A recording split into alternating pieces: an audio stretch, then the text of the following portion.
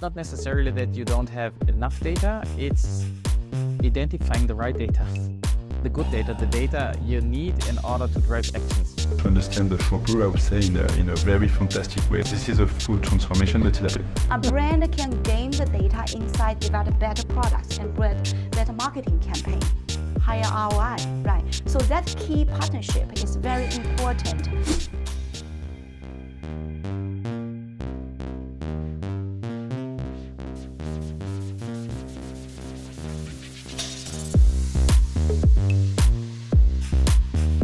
How many platforms are giving you enough size of data set, enough clean rooms? Because L'Oreal is one of the powerhouses when it comes to first-party data. Sure.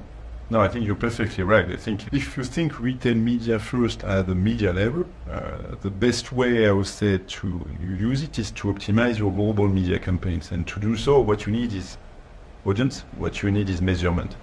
We have all that in L'Oréal. L'Oréal today we have the chance to have a strong first-party database. Of course. Based on our D2C website, based also on the ways of working, and we still have also a lot of Salesforce people, we still have beauty advisor in stores.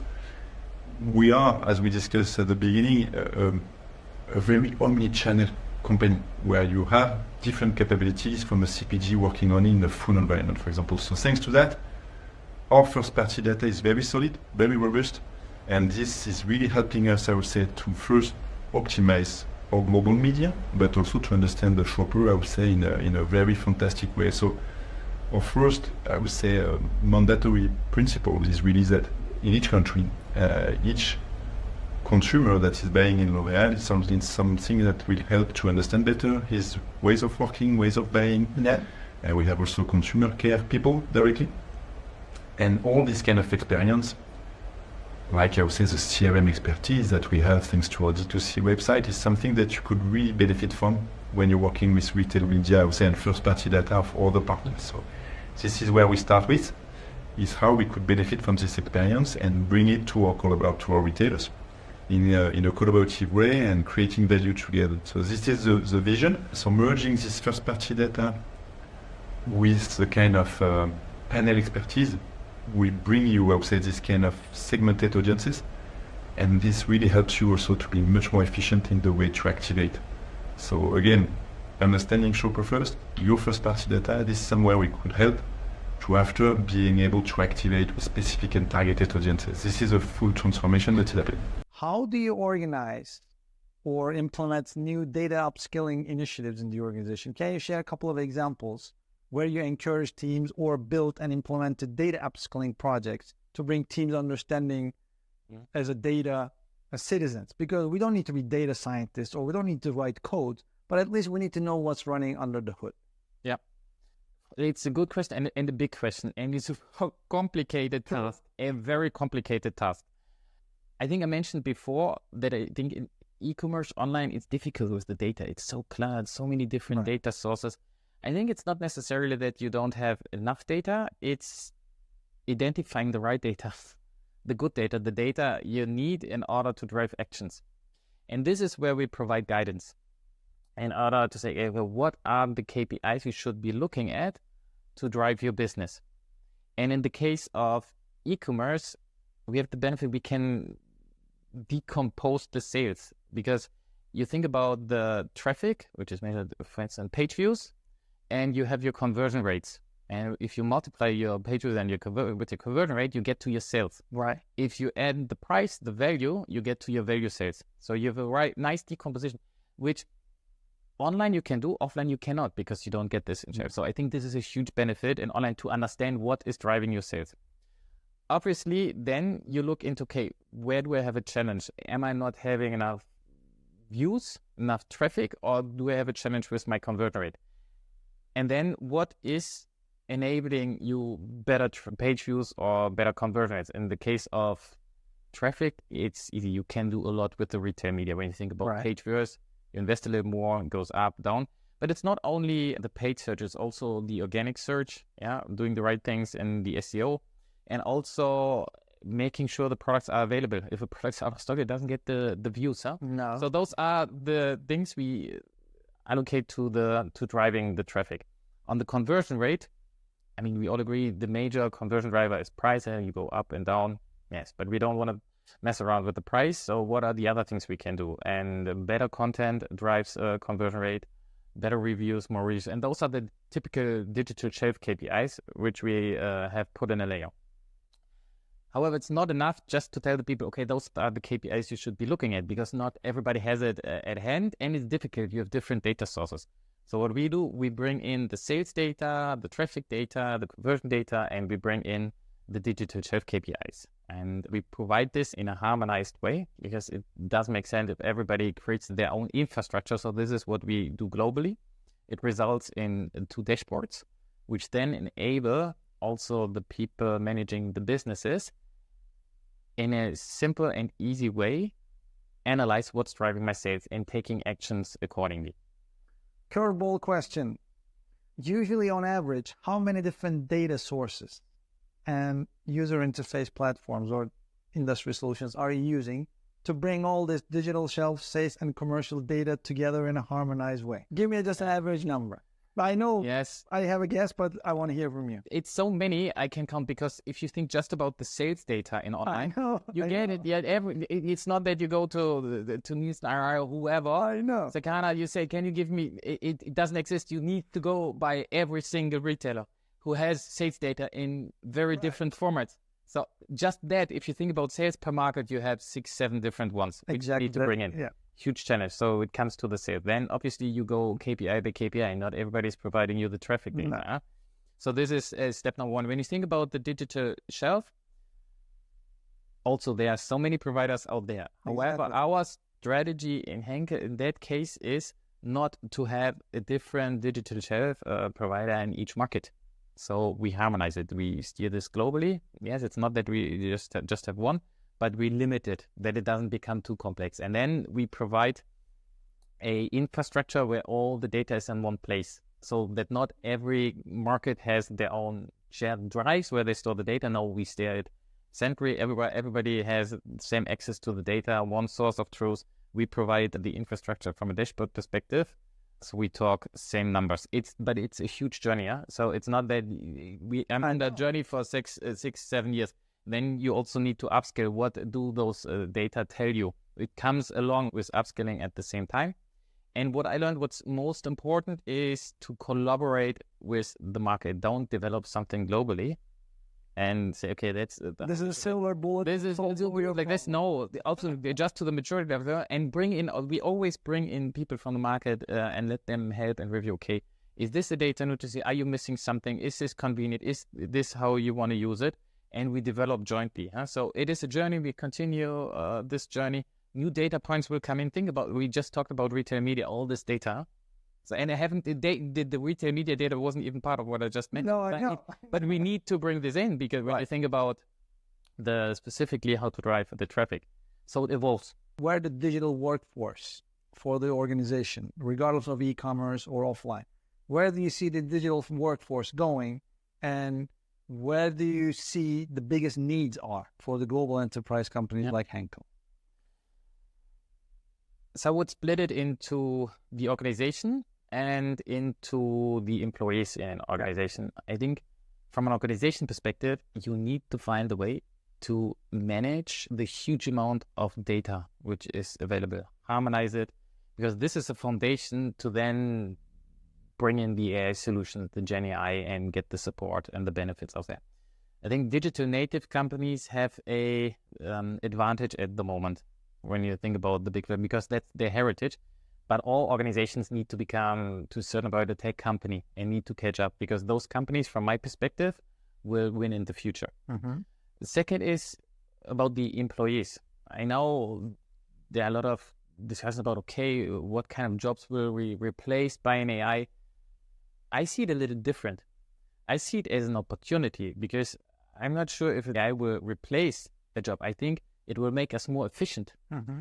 It will be your personal assistant. It can be from simple solution when you think about Microsoft Copilot. You get back from vacation, it summarizes your emails you missed or your tasks. It like minutes. People don't need to write minutes anymore when you have your digital assistant. So it makes you much more efficient in that way. I think it will not replace, it will help you, it will support you. And I think this is what we all need to understand. How can we leverage, as the workforce, as the people working in an organization, AI to make us better, more efficient, having a better impact to the business results? How do you see the impact of data in today's executions, and do you think it's utilized to its full capacity, to its full potential, or there's still some room to grow, room to improve in the data's involvement into e-commerce execution? Yeah, I think the second half of the question is easy to answer. Definitely more room to implement. I don't think we are doing some really good pockets of excellence here and there, but definitely it's more opportunity for us to unlock. Yeah, certainly. I actually think the whole idea of e-commerce, now digital commerce, or the digital marketing, early days, internet marketing, I thought it's because of data, right? It's in that space, right? It plays the insights you can get over there. Yeah, data certainly is critical role in business, right? You need the data to understand the consumer preference, and data for innovation, product innovation. You need the data to do, you mentioned about the personalization and scale. Mondelēz is doing very well. Now we call empathy and scale, right? With data, that is anchored on data. And you need the data for productivity, right? True. So data is used everywhere in the business, right? Maybe I can also anchoring on the digital commerce, how we use data to drive more growth, right? I can give you maybe two examples. One example is how I mentioned about the digital shelf, right? The PDP, product detail page earlier. Apparently in e-commerce, that's fundamental, right? Yes. You need to have the best-in-class PDP, tells a good brand story, and also visible. Otherwise, people cannot find you. It's not visible, then it's all the efforts is to no avail, right? So, and to do that, we also partner with, at Mondelēz, we partner with CIQ for the data measurement tool, right? They have a pretty powerful tool. The tool tells us all the data, the quality of product, the visibility of the product, but also the consumer reviews. They measure the reviews and measure our search rankings, everything as well, right? So we use that data to do real-time adjustment. So we can improve our product detail page, the visibility, but also tweak with the right maybe keywords, right? So because the tool tells you a lot of, based on the shopper data, the views you get from that. So that's one way for the digital commerce side, use data for some quick real-time adjustment. This is amazing, by the way. Near real-time content optimization with data. This is super powerful. Congrats. Yeah, thank you. So that's one thing. The other piece about the data, using, and I have been pushing this more as well in the organization. And I shared that perspective also at the shop talk, which you are there too, in EU in Barcelona last month, right? We need to have this stronger partnership with our retail partner as well. Part of the reason I say that is, I think especially during the pandemic, the e-com took off with all the retailers as well. The retailers garnered incredible data and insights about the shopper. And that's it's really real gold. That's why you have retail media now, right? Because they want to monetize the data they garnered, right? And to also make the retail business more profitable, right? So that's the retail side. But a brand, what do we have? What's the key thing?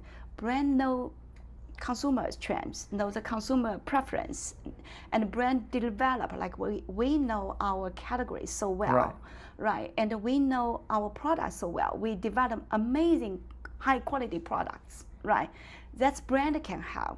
So I think there should be more strong partnership in that the retailers, sharing, more willing to share retail data, insights, and with that, they can also have the rights to win more dollar for retail media on their site as well from the brand, right? A brand can gain the data insight, develop better products, and better marketing campaign, higher ROI, right? So that key partnership is very important.